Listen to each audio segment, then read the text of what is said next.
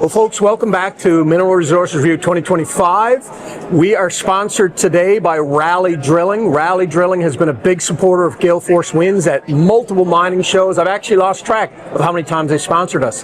But today, we're here at the Delta in St. John's, and I'm here with Shelly England. We met her at, which show did we meet you at?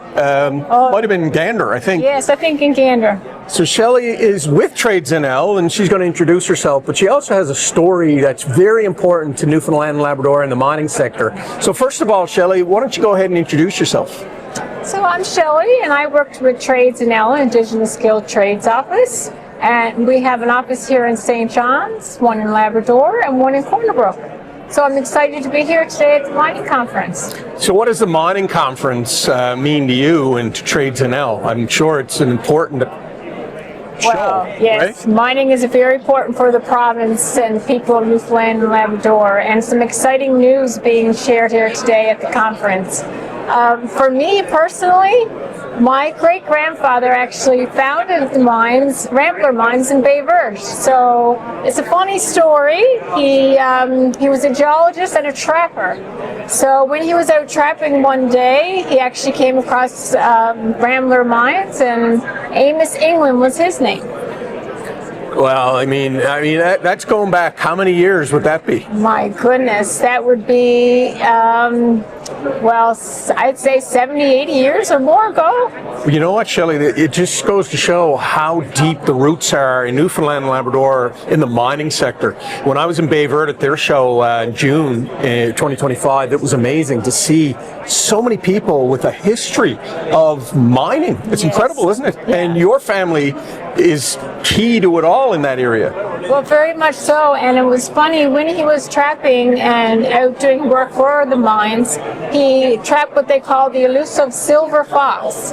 And it was money from the sale of that fox fur that went to my grandfather England, who had a business in Springdale for over 60 years, a pharmacy and grocery. So the Bay Verde mines are an important part of our family. So tell me what the mining sector means to you. When you were a little girl growing up, you must have heard stories on the kitchen table about what the mining sector meant to Newfoundland and Labrador. Tell us a little bit about your impressions as a young girl. Well, actually, my grandfather had in his office, which a lot of people had been in his office from in the central area, a great big picture, black and white, of my great-grandfather, and he was pushing a wheelbarrow, and there was actually goats in the picture. And I always would ask, who's that in the picture? And he would explain to me what my great-grandfather was doing, prospecting then, at that time, for the mines, for Rambler Mines. So it was a very important part of our family history. So, all those years ago, what would have motivated him and gave him the knowledge to get involved in that? Do you have any inclination as to why he started that? He was just very passionate about rocks and wanted to become a geologist. So he took both of his sons with him when he went out prospecting and just got lucky. Back then, would people have said, "Oh my, what's he doing? He's out there banging on rocks, I guess, in the woods," is what he was doing? I would imagine, yeah. There was probably a lot of skepticism back then, yes, right? Very much so, especially for the central area at that time, I would imagine. So just to clue up this interview, in terms of Trades NL, tell us a little bit about what Trades NL means to the province of Newfoundland and Labrador.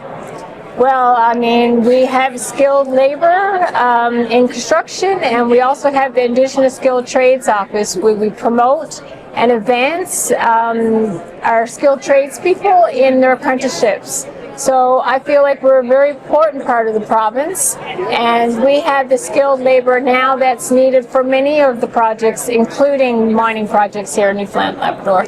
Well, I'm excited to tell you my 18-year-old just enrolled in the welding program at Academy Canada, and he is extremely excited to enter into this world of skilled trades. So I'm excited for him, and I'm excited that you and all of your team have the leadership to keep everything on track. I know it's not easy, but keep up the good work. Thank you very much. And I will add, my youngest son just got in the trades as well, so very excited for him and the future he has in this province. Well, there you have it, folks.